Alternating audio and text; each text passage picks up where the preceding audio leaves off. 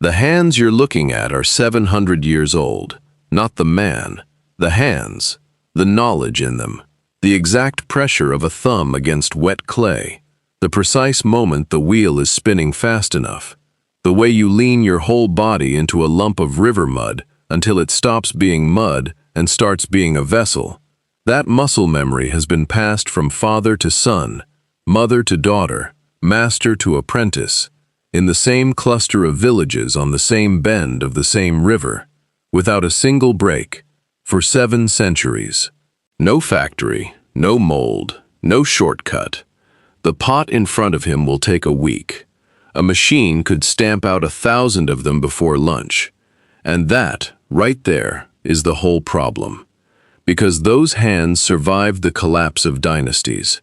They survived a century of French occupation. They survived famine. They survived war. They survived the years when the government tried to fold every private workshop into a collective and nearly erased the trade entirely. Everything that history could throw at them, it threw, and the wheel kept turning. So when I tell you that these craftsmen are now, for the first time in 700 years, genuinely afraid that their craft will die with them, I need you to understand that they are not being dramatic. They have seen the thing that finally beats them. And it isn't a war, it's us. So here's what I couldn't stop thinking about, and it's the question this entire journey was built to answer. How does a craft outlast everything? Every invasion, every collapse, every attempt to stamp it out, and then start dying the moment the world finally leaves it in peace? How do these hands survive the worst century imaginable, only to be threatened by something as gentle, as ordinary, as convenience? Over the next half hour, I'm going to take you the length of Vietnam, from the ceramic kilns outside Hanoi, down through a silk village at the center of the biggest luxury scandal the country has ever seen, into the northern mountains where blacksmiths still judge molten steel by the color of its glow, and all the way south to a village so old, so close to vanishing, that the United Nations has officially declared it an emergency. 5 crafts, 1 country, and the exact same 3 enemies waiting for every single one of them. But I'm going to hold one village back until the very end, because somewhere on the Central Coast, there's a craft that wasn't born from tradition, or beauty, or trade. It was born from an act of pure defiance, a refusal to obey. And the story of how it came to exist is, I think, the only real answer to the question I just asked you. If you want to know whether these hands can survive us, that's where the answer is. So stay with me. We start at the river. The village is called Bát Tràng, and it sits just south of Hanoi on the banks of the Red River, which is not a poetic name, it's a literal description, because the water here carries a fine reddish clay that turned out to be perfect for pottery. That's the entire reason the village exists. Roughly 700 years ago, potters settled on this exact spot for the mud beneath their feet, and their descendants never left. At its height, Bát Tràng fired ceramics fine enough to be sent to the royal court as imperial tribute, the kind of ware the Lei dynasty kings ate from, the kind that traveled by ship to Japan and beyond. This was, for centuries, one of the most important ceramic centers in all of Southeast Asia. And here's the thing that makes it remarkable even today. It never stopped. Walk through Bát Tràng right now, and something like 80% of households are still, in some form, in the ceramics business. That is almost unheard of. Most craft traditions in the world exist now as a museum, a demonstration, a single stubborn family keeping a candle lit. Bát Tràng is a living, working, functioning industrial village where the primary economic activity is the same one it was under the emperors. The wheel never stopped turning. But what happened next is where the story turns, because never stopped is not the same as never changed. Talk to the older potters and they'll tell you about the kilns, the great wood-fired kilns that used to define this place. that gave the glazes their particular depth, that required a master to read the flame and know by instinct alone when the firing was complete. Those kilns are mostly gone now. Gas replaced wood. It's cleaner, it's faster, it's more reliable, and it is, by almost every practical measure, better. And yet something left with the smoke. The potters know it. They'll tell you the old pieces had a life the new ones don't quite reach. This is the first quiet grief of this whole journey, and you'll hear it in every village we visit. The thing that saved the craft also changed what the craft was. But that's the wound they gave themselves. The wound they didn't ask for is worse, because when a name becomes valuable, someone will always try to steal it, and Bát Tràng is one of the most valuable ceramic names in Vietnam. So today the markets are flooded with cheap ceramics, mass-produced across the border in China, shipped in by the container load, and slapped with a label that says one word, Bát Tràng. It's a lie, and everyone in the industry knows it's a lie. And it works anyway. A tourist can't tell the difference. A machine-stamped bowl that costs cents to make sits on a shelf next to a bowl that a real Bát Tràng family spent a week producing by hand, and they carry the same name, and the fake is cheaper. Multiply that across a whole market, and you understand what these potters are actually up against. Not a better product. A convincing fake of their own reputation, sold back to the world in their own name. Now hold that word in your mind, fake, because we're about to travel a short distance to another village, where that exact same crime didn't just hurt an industry, it nearly destroyed it overnight. The village is Vạn Phúc, and its trade is silk. If Bát Tràng is old, Vạn Phúc is ancient. Over 1,000 years of weaving. A craft so refined that its silk clothed Nguyen Dynasty royalty and was chosen to represent Vietnam at the Great Paris Colonial Exposition of 1931. This is silk with a pedigree most fashion houses would kill for. The looms here have been passing the same rhythmic clatter down through generations for a millennium, turning raw thread into fabric so fine it feels like moving water in your hands. And for 1,000 years, the deal was simple and unspoken. The name Vietnamese silk meant something. It meant this. It meant here. And then, in 2017, that deal was broken by one of the most famous men in the country. His name was attached to Khaisilk, a luxury brand, a national success story, the kind of homegrown label a country points to with pride. Khaisilk sold Vietnamese silk as a premium product, at premium prices, on the strength of exactly that 1,000-year reputation. Except a customer noticed something. On a single scarf, 2 labels. One read, "Made in Vietnam." The other, the one that hadn't been fully removed, revealed the truth, "Made in China." It unraveled fast.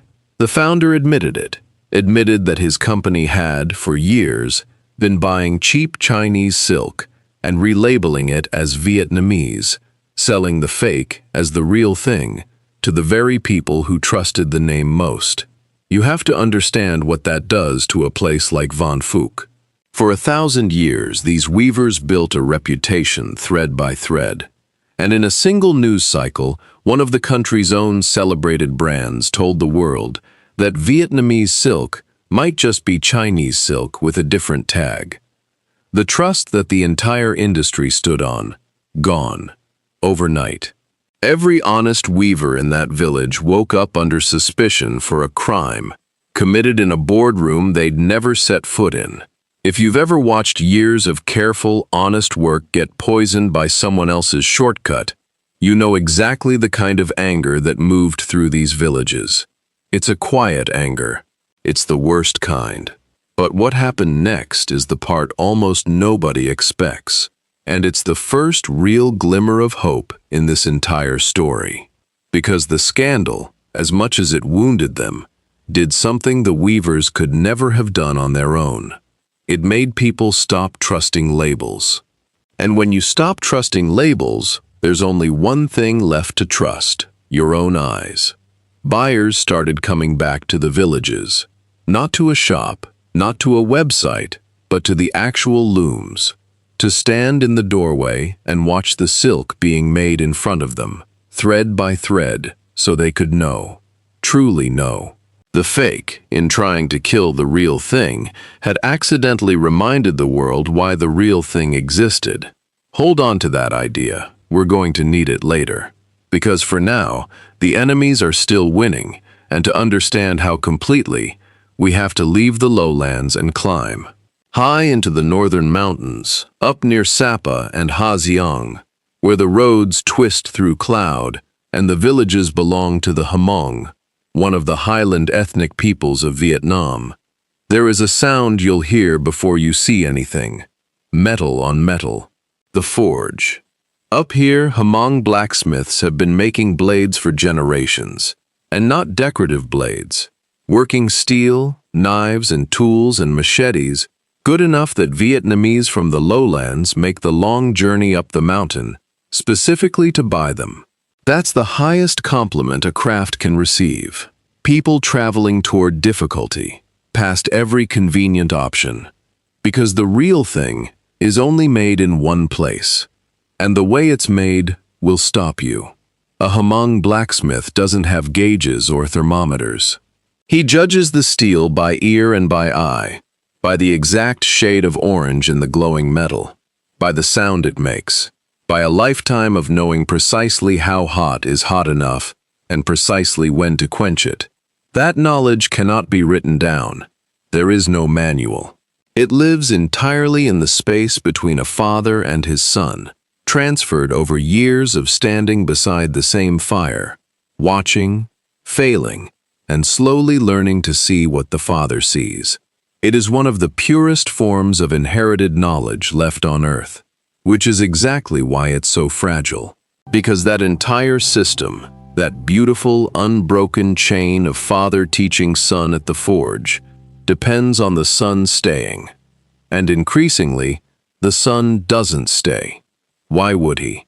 Down in the valley there are factories, steady wages, shorter hours, a future that doesn't require standing over a fire for 20 years to earn the right to guess correctly at the color of hot steel.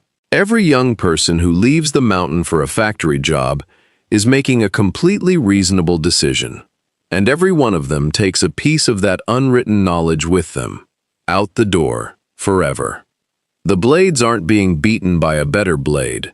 They're being beaten by an easier life. And you cannot blame a young man for wanting one. So now you've seen it 3 times. And I want to name it plainly, because it's the pattern underneath this entire film. Every craft village in Vietnam faces the same 3 enemies, and they are always the same 3. The first is the fake, cheap mass production, usually from across the border, wearing the village's own name. The second is tourism, the slow transformation of a living craft into a performance, a thing done for cameras rather than for use, until the makers are no longer artisans but actors playing themselves. And the third, the quietest and the deadliest, is the children who don't want the trade. You can fight a fake. You can even survive tourism. But a craft is only ever 1 generation deep. If the children leave, it doesn't matter how many centuries came before. It ends. It just ends. And nowhere is that ending closer than in the village we go to next. Travel all the way south now, to the sun-scorched province of Ninh Thuận, and you'll find a place called Bàu Trúc. It is, by most reckonings, the oldest surviving pottery village in all of Southeast Asia, a Cham village, belonging to the Cham people, an ancient civilization that once ruled a kingdom across central Vietnam and now survives as a minority within it. The pottery here is older than Bát Tràng, older than almost anything, and the way it's made is so strange, so counter to everything you think you know about pottery, that the first time you see it, your brain simply refuses to accept it. There is no wheel. Let that land, Because it's the thing everyone gets wrong. When you picture a potter, you picture a spinning wheel, the clay rising up between still hands as the wheel does the moving. In Bàu Trúc, the wheel does not exist. The pot stays completely still, and the potter, almost always a woman, because here the knowledge passes down through the women, walks. She walks backwards, slowly, in a circle around the stationary clay, shaping it with her hands and a scrap of wet cloth as she moves, orbiting the pot like a planet around a sun, lap after lap after lap, until a vessel emerges. No machine touches it, not even a simple wheel. Just a woman walking backwards around a lump of clay, doing something her ancestors did 1,000 years before the first European ship ever appeared on the horizon. When people say a craft is done entirely by hand, this is the truest version of that sentence that exists anywhere on Earth.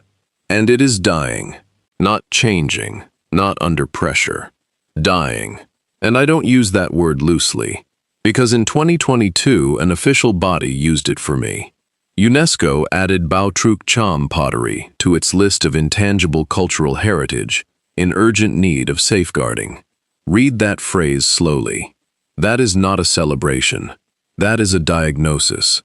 It is the international community formally recording that this 1,000-year-old knowledge is about to be lost, and doing so in the hope that naming the emergency might slow it down. Only a few hundred people still practice it.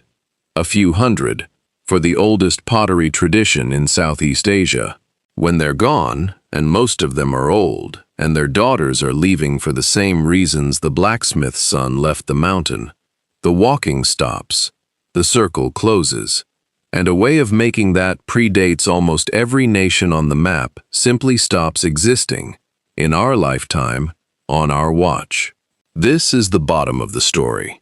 This is the darkest point of the whole journey, an ancient civilization's last few hundred hands, walking backwards around clay while the clock runs out, with the United Nations standing over them writing down the time of death. So how do you climb back out of a moment like that? How does anything survive these three enemies, when the oldest and purest craft of them all is being lost even as the world officially begs it to stay? To answer that, I have to take you back to the coast. And I have to tell you the one story I've been holding this entire time. Because here's what changes everything. Every craft we've looked at so far has been on defense. Bát Tràng defending its name against fakes. Vạn Phúc defending its honor after a scandal. The blacksmiths defending their forges against the pull of the factory. Bàu Trúc defending its very existence against the clock. Survival, all of it. Hands clinging on, holding the line, trying not to be the generation where it ends. And when you've watched that fight village after village, you start to believe that survival is all these crafts have ever been about. Endurance. Hanging on. But there is one craft in Vietnam that was never about hanging on. It didn't come from tradition. It didn't come from beauty. It didn't come from trade, or tribute, or a royal court. It came from a single, stubborn act of refusal. And once you hear how it began, you can never see any of the others the same way again.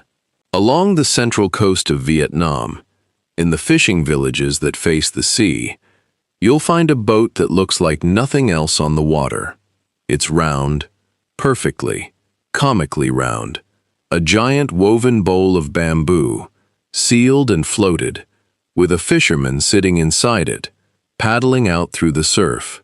It's called the thúng chai, the basket boat, and to a first-time visitor it looks like a charming folk curiosity, a quirky local shape. It is nothing of the kind. It is one of the great acts of defiance in the country's history, and the reason it exists tells you everything about who these people are. The story goes back to the French. When France ruled Vietnam as a colony, they did what every empire does. They taxed. And among the things they taxed were boats. If you owned a boat, you owed the colonial administration money. For a poor coastal fisherman, scraping a living out of the sea. A boat tax could be the difference between feeding your family and losing everything. The French had the power, they had the law, and they had the tax collectors to enforce it. The fishermen had almost nothing. Almost. What they had was their hands, and their bamboo, and their refusal. So they did something extraordinary. They wove a vessel that wasn't a boat.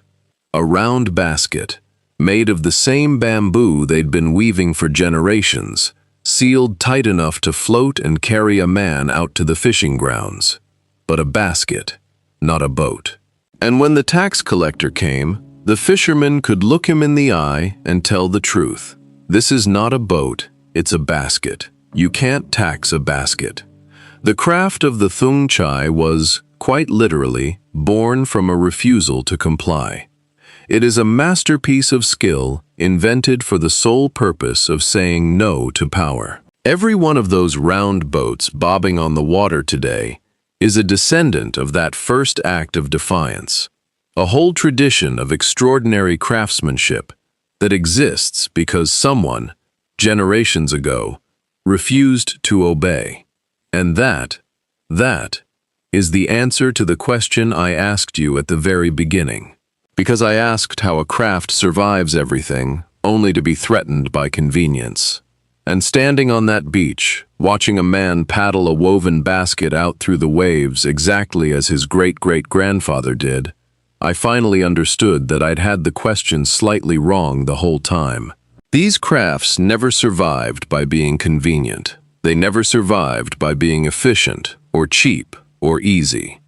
Convenience was never their weapon. It was always their enemy, in every century, wearing a different mask. The French tax was a demand to comply. The Chinese fake is a demand to comply. The factory job, the gas kiln, the label you trust instead of the loom you watch. Every single one of them is the same quiet pressure to just take the easier path and let the hard, slow, human thing fall away. And the villages that are still alive are the ones that refused. That's the whole secret. Vạn Phúc didn't survive the Khaisilk scandal by making silk faster. It survived because buyers refused to trust a label and came back to watch the looms with their own eyes. The blacksmith survives every year his son chooses the forge over the factory, a refusal of the easier life. Bát Tràng survives in every family that keeps shaping by hand while the fakes flood the market in their name. And when a Cham woman in Bàu Trúc walks backwards around a lump of clay for the 10,000th time, with no wheel and no machine and the United Nations warning that her craft is nearly gone, she is doing the most defiant thing a human being can do. She is refusing to let it end. She is the thúng chai made flesh. A person who looked at every easier option the modern world could offer, and, with her own two hands, said no. So can these hands survive us? Can they survive convenience? Here is the truth I came all this way to find. They were never supposed to. By every logic of the market, every rule of efficiency, they should already be gone, outcompeted, outpriced, outpaced, decades ago. And yet the wheel is still turning in Bát Tràng. The looms still clatter in Vạn Phúc. The forge still rings in the mountains, the woman still walks her circle in the south, and the round boats still push out through the surf every single morning. They survive for one reason and one reason only. Because in a country whose entire modern history is the story of refusing to disappear, these are the hands that refuse the hardest. Not because it's easy. Precisely because it isn't. That's what you're really looking at when you look at those 700-year-old hands. Not just skill, not just heritage. A refusal, passed down, generation to generation, on the same river, at the same forge, in the same slow backward circle around the clay. Still saying no. Still, somehow, here. I genuinely want to know where in the world you're watching this from, because these villages ship their souls all over the map, and it fascinates me who this reaches. So drop your country in the comments. I read them.